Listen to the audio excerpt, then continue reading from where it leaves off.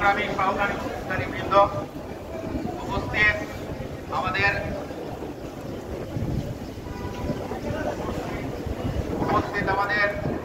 কেন্দ্রীয় নেতৃবৃন্দ, আমরা সরকারের কর্মচারী, প্রজাতন্ত্রের চাকর।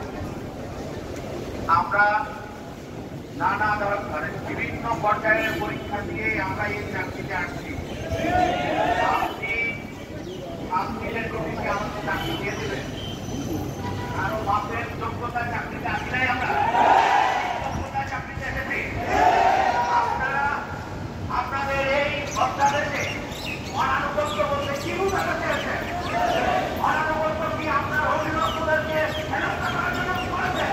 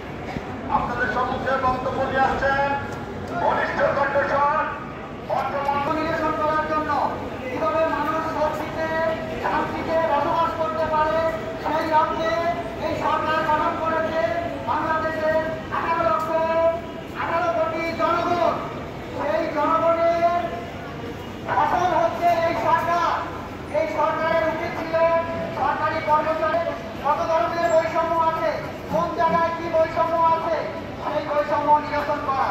কারণ গত সরকার বিভিন্নভাবে বৈষম্য তৈরি করে গেছে। যাদের দরকার ছিল ক্ষমতায় থাকার জন্য তাদেরকে সকল সুবিধা দিয়ে গেছে, আর যাদের দরকার ছিল না তাদেরকে সুবিধা দেয়নি। তাই আজ অনেক কর্মচারী যারা আমাদের